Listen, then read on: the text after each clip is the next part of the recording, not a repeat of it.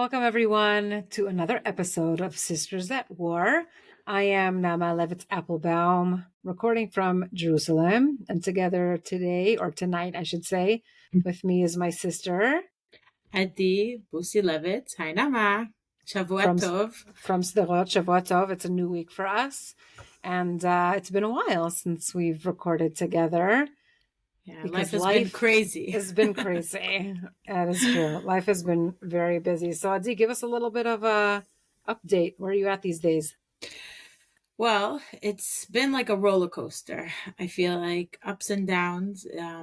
Last time we spoke was the Erev Yom HaShoah, the Holocaust Memorial Day. And since then we had Yom HaAtzmaut with Erev Yom HaZikaron, which was the Israeli Memorial Day. And in one day, we had 4 sirens with Ima and Abba coming to visit, which was crazy. It was like at every point, it's like a checklist where I've never got caught with a red alert. So that was ticked off in one day. Like I was with the kids outside and I parked after I picked them up from the kindergarten and had a red alert 4 p.m. And my son, sometimes he surprises me so much. Dvir, a minute after I hovered over them and lied on them and took them out of the car, a minute later he says, "That's it, all done, let's go." And I couldn't, The resilience of children is really unbelievable. It brought me back to life. Like that's what helped me just move on. It was amazing. So then we had a few more times with Imanaba here. We had right after the siren at 8 p.m. So for those of you listening, the siren at 8 p.m. is actually a siren that happens every year on Israel's Memorial Day for fallen soldiers. I know that America just had their Memorial Day weekend, which looks a little bit different than our. No, we had a red Memorial alert Day. 2 minutes later. Right. We had both. Right. Exactly. So it's yeah. It's like they tell you if there's a real red alert, the siren will stop and the red alert will start. So it happened. It was very it was interesting to see how with every time I don't want to say I became numb, but it's like I can't react to it and be freaking out because I have to function. So I started getting into it to just be able to react calmly. So it got to a point where I was driving with Hadass, the baby, in the car, and there was a siren red alert while I was in the car driving. I was like, to get out, not to get out. I found myself getting out of the car and just looking at her from the car. And I was like, okay, I think I should just drive because I don't know what to do. I like froze. At that moment, I thought I'm freaking out. But anyhow, now it's been a quiet week. So it's interesting. How do you function when it's quiet? Are you at stress? Are you waiting for it to happen? You've been speaking to a lot of groups coming down to Sderot, right? Yeah, so I had a group from APAC and a group from FDD. It was very interesting. Also, Republicans that came, that it was fascinating to see them just coming and hearing the stories. It was very personal. Like I told them about my story and how is it to live here? How does Sderot look October 6th? Like the community life, not only the war and the missiles and terrorists, but really the family life we have here. And reporters that came, and the main questions were so personal. It was like, how are your kids? How do you sleep at night? It was very special. People really want to know. Yeah, and also you don't get into real stuff when people are telling like a testimony. I felt like it was more, how are you doing? It was very personal. I really appreciated it. It was hard to know what to talk about and how to say. And also, when you think about the terrible stories that happen with people being killed or their houses being burnt, you feel like, well, it's not that terrible. So I saw terrorists from my window. Like, it's hard to have that contrary. It's hard to put it into proportion when you right. It's a scale of it could have been worse. We all feel that. It's like, well, it's not so bad by me. I only have one person in the army. I don't have 5 people in the army. It's that's like the constant conversation in our community as we kind of restart up all of our support systems because people are going back in being drafted for second and third rounds. which has been kind of like the challenge at this point of how do we keep our strength the support up and keep up the support. And are we sending cakes again every week, or are we, making the rounds of phone calls again? Are we offering babysitting? All of those things that were very, very, I would say, just normal and kind of in our routine at the beginning of the war. It gets tiring. People get tired. We're almost, as I surprised you while we had the preparation for this conversation, we're almost 8 months in. No, can't believe it. Like, it's crazy. We're saying it's about to be Shavuot. I was like, how did Pesach happen? We're still in this situation. Like, it's crazy. Yeah. Well, Nama, you were recently in America, so tell us a little about that. Part of the reason that we haven't been able to really record is one, I think that Yom HaZikaron this year, Memorial Day for me this year, was extremely difficult. I don't remember myself in other years just crying so much. Like from the moment it started until the end of it. And even like Yom Ha'atzmaut, Independence Day, was just, it felt different. It was colored differently. It had a different vibe. It was quieter this year. There were no fireworks, no flyovers. People weren't out as much, I think, as other years. And I think that something happened on Yom HaZikaron that I started watching. When you watch, what you do on Yom HaZikaron is like you watch sad TV, right? That's, I think, what we all kind of do. Just hear stories. And the stories for this year were all October 7th, obviously. Right. And, I was seeing footage that I had protected myself from seeing. Like, I didn't watch TV October 7th or November 7th or January 7th, right? I hadn't watched those, that footage or heard all of the stories. I've heard some because I was protecting myself. Ari was in Miluim. He was drafted. I was taking care of 4 kids on my own. And I really just, I have couldn't. to function. Right. I had to function. I relate to that so much. Like, you throw me back to Yom HaZikaron. Like, right. It was the first time I really watched some of those things. So it was the first time I watched some of those things, and I felt like I was reliving the beginning of the war. It threw me back. I was like, oh my God, this is horrible. Right? We're living through horrible times, because it's not like we forgot that we're living through a war, but it's a certain numbness, like you just mentioned, right? And we have to function, and we have to make a living, and we have to, do the laundry, get up in the morning for our kids, and get up in the morning and work. And so I think Yom HaZikaron was really difficult for me this year. And then I was in Washington, D.C. Just a couple weeks ago, or even a week ago, who remembers, and teaching for Hillel International. Hillel is the organization that works on college campuses.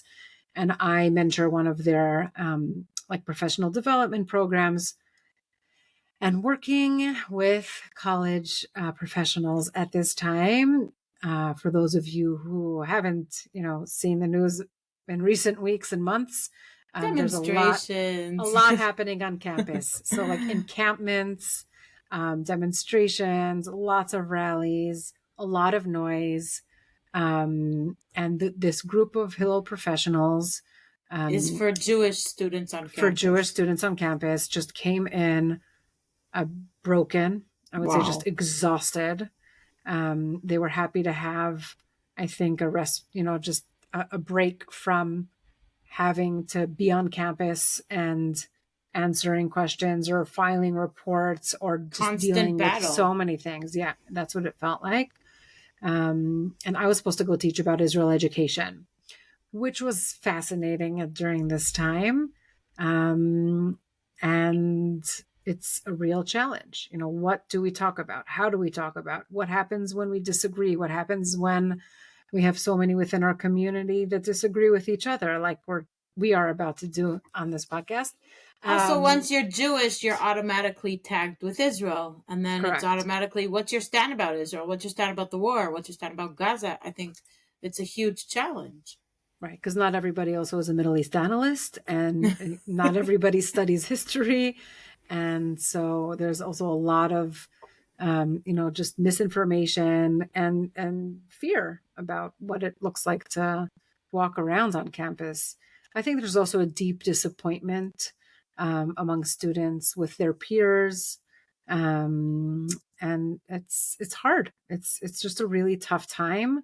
When you say peers, it throws me back to, like, in Europe, pre-Holocaust, you sat next to people that were your peers until suddenly it became anti-Semitic. It's so challenging, that turnover of people that you're close with, and suddenly they could be totally against you and rallying against you, and then how do you sit together on the same bench again in class? Like, I can't imagine that situation.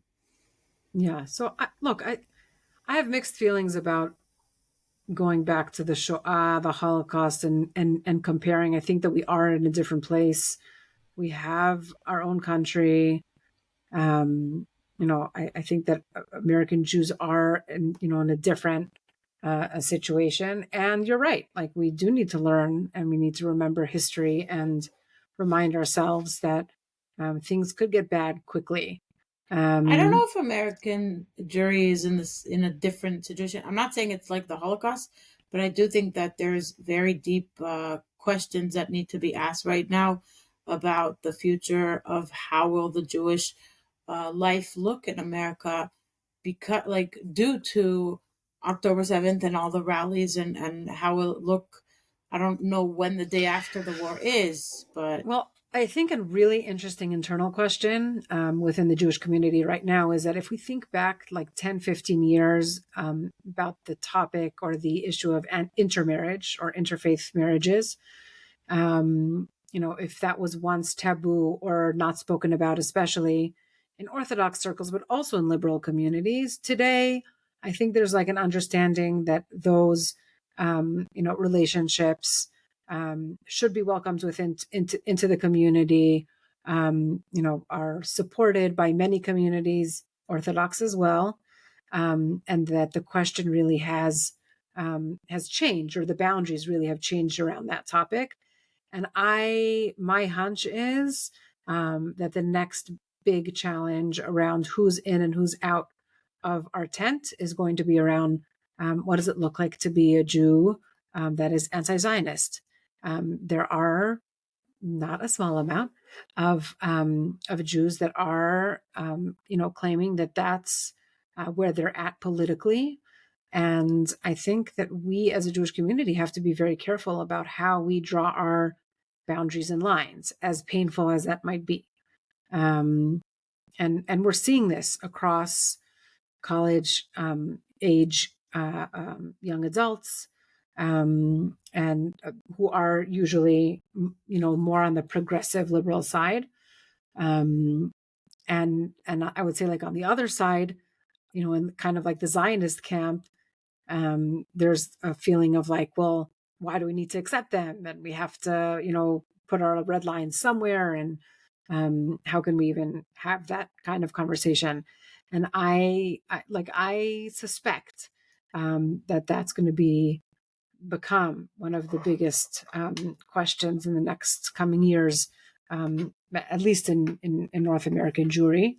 look, anti-Zionist, there's also in groups of ultra-Orthodox circles. In other words, that always has been. Right. I don't think that draws necessarily who's Jewish and who's not, but more as how do we deal with the approach of people being against Israel while being Jewish, period. Right. And I think it depends on which community they're going to be able to see themselves in. And also, of course, I don't want to get into this discussion right now. We could do it in a different podcast, but about the whole intermarriage thing, it's very difficult. And how do we accept it? And what is it define? And what, like, if you need to be Jewish by halacha, like by the Jewish law. Law. Orthodox, Reform, conservative, right. Like, there's so many, but that's, I think, a topic within itself. But we're going to explore that at a different time, as you said. But I think that today, I mean, it's interesting, because I think this really leads into our main topic today, which is Yom Yerushalayim. Upcoming this week is Jerusalem Day. It marks the day that Jerusalem was, and then you can fill in, like those anagrams that you can kind of like fill in your own way to define this. So is it Jerusalem's day of what? Of Shichur Yerushalayim, of liberation, Kibush Yerushalayim, semi-liberation, because we don't have Bet HaMikdash, but the temple. Okay, so right, so I think we might have quite different opinions about this, but we did want to share a personal story, because this is one of the stories that I have shared, and actually just recently with my students, and this is the story of Saba Binyamin. Saba was fifth generation maternal grandfather.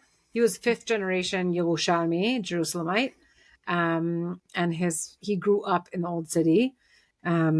His parents and his grandparents owned a yeshiva, which is a Jewish study learning place where people come and study.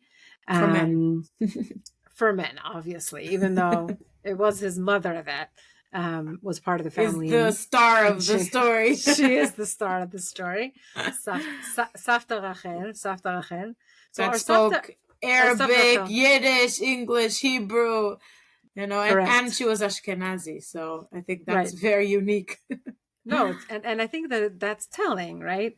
That she was fluent in all of those languages, because she lived in the Middle East and her neighbors were Muslim, right? And so in order to communicate, she needed to learn Arabic. And they lived under the Turkish mandate and the British one. I think that they were a long history, like before the state was established. Correct. Like regardless of 1967 Yom Yerushalayim, but it's really much before. I think we could start from the story where middle of the night they got a knock at the door and they were told. What year are you talking, Adi? 1947 or 8 already. I think it's 8. 8. It was in the verge. So 1948, their Arab neighbor came and said, leave now, flee, because tomorrow there's planned a massacre. The Jordanians were going to be coming in. And the Jews will be killed. And they gave them a disguise of Arab jalabiyah. Muslim quarter. Muslim wear. Yeah.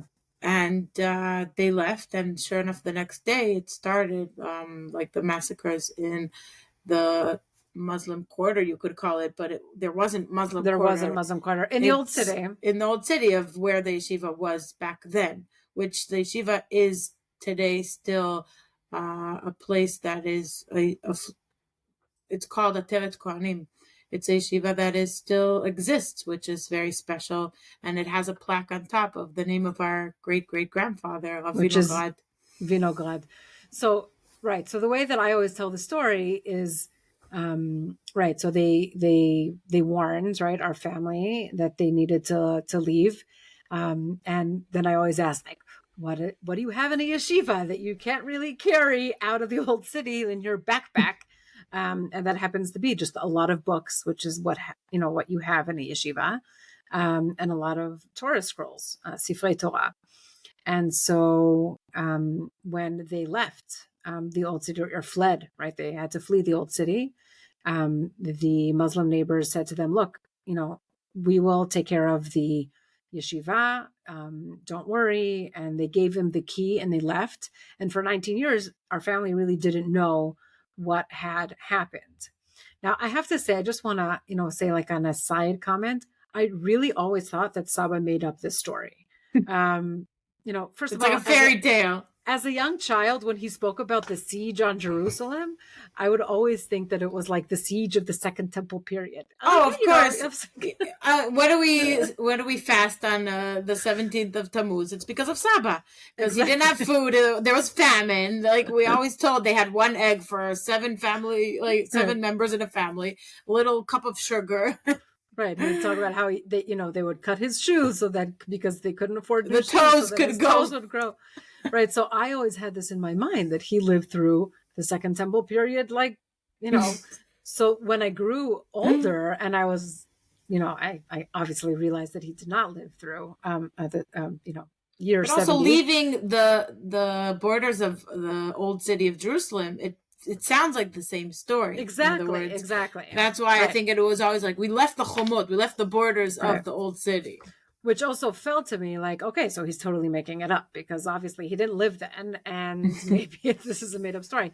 But we're going to fast forward to 1967, and this has been already 19 years where the family didn't know what happened. It brings me to like place. they were refugees for 19 years out of their home. Like Right. I imagine being out of my house for 6 months. You suddenly gave me the image of Safta Rachel having to leave her house. Whatever's in your bag is in your bag, and you don't see your house. It's gone. Like Right. you have to relocate. Right, and they did. They relocated next to Geula, which is whoever has been to Israel knows the Shuk Machane Yehuda market. It's right in that area, and onto Elfandri Street, where Saba would always used to take us for his famous tours on Yom Yerushalayim. He would the kind meat of store, the meat store, the clock, the yeshiva, and so in 1967, the paratroopers are coming back through the old city. I can like imagine like the black and white footage of the soldiers kind of running through the old city and kind of looking for where the Kotel, where the Western Wall is.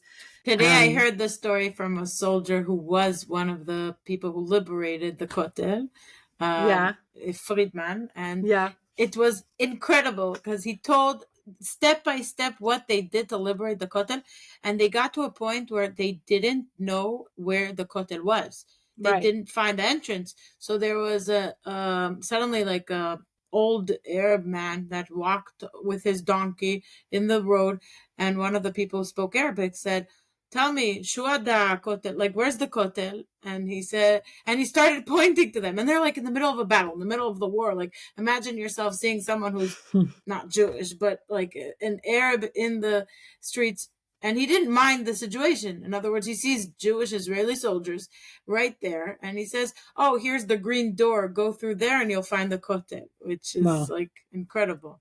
So they're running through the alleyways of the old city, and sure enough, and this is where I always get the story wrong: is it the son or the grandson of the grandson? Same? So it is. So the grandson of that same shopkeeper who were their neighbors 19 years earlier hands the key over to the paratroopers and says, "Look, we kept this in our family for 19 years. Everything is safe and intact, just like we had promised. And we want to give it back to you because, this belongs to the Jews that lived here." My version that I was always told was, my grandfather said that the Jews are going to come back. So we saved the yeshiva intact. But, and they walked in. And the paratroopers walk in, and sure enough, they see everything it's laid down on the floor. We know that the Jordanians, when they came in 1948, did burn, a lot of Sfarim, a lot of books, and synagogues were ruined at that time. It was the only synagogue that was intact. That was intact.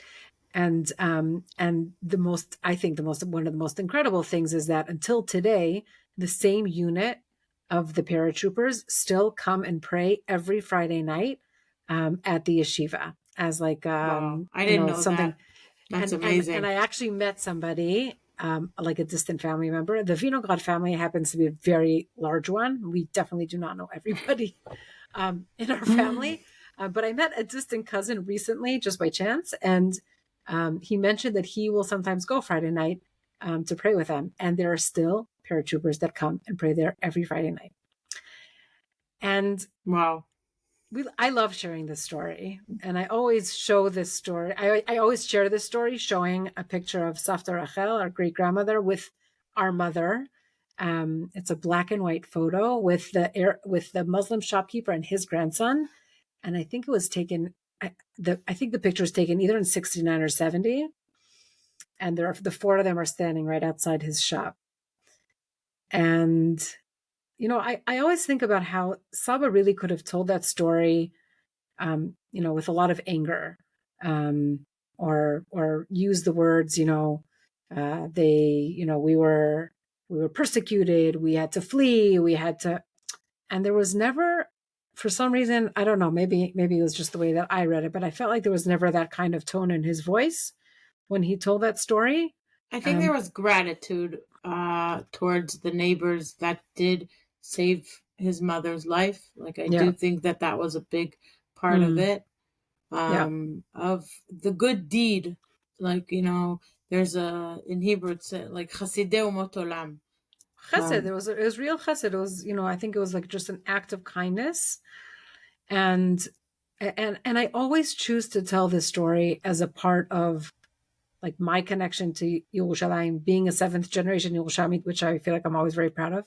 And when I think of the stories that we choose to tell, and how we tell them, I just, it's so important when we think about how do we tell, stories to the next generation, and what is that kind of memory and narrative that we're passing on. And I hold on to this story as a story of hope. I know it might sound, I don't know if cheesy, but you were talking before about like, we're almost 8 months into this thing. How are we holding on to hope? And it's hard. It's a real struggle. I was reading Rabbi Lord Jonathan Sacks' book on Shabbat, and it was incredible because I feel like it's like he had a prophecy of what's going to be, right? He's like talking about the threats from Iran and from Gaza and from Hezbollah and from, and then also in America being against us, and we're standing alone for the first time in history, having our own country, but not necessarily with any support, and having to protect ourselves. And how do we keep ourselves afloat without being filled with fear and scared? And it was amazing because the same sentence I had, like, that held me without any fear on October 7th was what he quoted. That even if I go in the paths of death, the valley of death, I'm not going to be afraid because I know that God is at my side. And it's so meaningful, like, for me to come back to that quote with someone else saying it, because we can choose to be afraid and to be in despair and to be giving up hope and to say what is the meaning of all of this. But I think that it's in our choice and in our hands to actually feel that we're all part of a process, and we're part of, that good will come because we choose good, because we choose life, and I think the story that Saba told, it's what I told the reporters from FDT on Friday. And I said to them, I'm a person of peace. Let me sit with any person in Gaza for a conversation, to think about a better future, whatever it is. But I can't make peace with people who kill me. And I think that, I did learn from Saba that trait. I remember while I was in university, there was a sheikh from Hebron, that I was at his house with a tour, Arab house. He's a sheikh. He's very, well connected in the Arab village in Hebron. And we sat at his house and had the most incredible talk about peace in the Middle East, right? And we stayed in touch, and we tried thinking of how do we bring peace in Israel between the Arabs and with the Jews. And I do believe in hope, but I need to have another side to have a dialogue with. In other words, I think it's in the same breath. Like, it's the obvious. I'm stating the obvious. If someone comes and kills, like, me and my neighbors, then we can't have a dialogue. Right. But we were talking before about the status of the Arabs in Jerusalem. Maybe you want to... Yeah, I'm going to leave it for a different podcast, but for a different episode. But I do want to bring up, a text that I've been teaching from Rabbi Lord Jonathan Sacks, is his distinction between hope and optimism. And he says optimism is the belief that things will get better. Like, Israelis are very good at that. Yeah, beseder, like it'll be fine, right?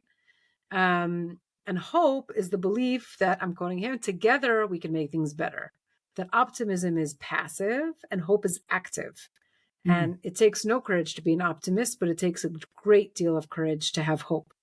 And, and that he says, Jews have never, despite a history of sometimes awesome suffering, given up hope. And I hold on to that because I think that, what the story that you just shared, that was beautiful, is right. You need to have a partner and you need to have who to speak to, but that you did something, right? That was like an act that you did in order to further that dialogue, to further that idea that we don't give up hope, because we will keep we will keep, acting in ways of kindness, of chesed. And I think that, that's a good message, I think, for this coming Yom Yerushalayim, is to hold that in our minds of what it looks to hold on to that hope in the stories that we tell. Thank you, Nama. Thank you, Adi. Have a great week, everybody. Keep it quiet and safe for everyone. So this has been another episode of Sisters at War. You can find us on social media and email us if you have any questions or requests for any topics that you might want us to explore.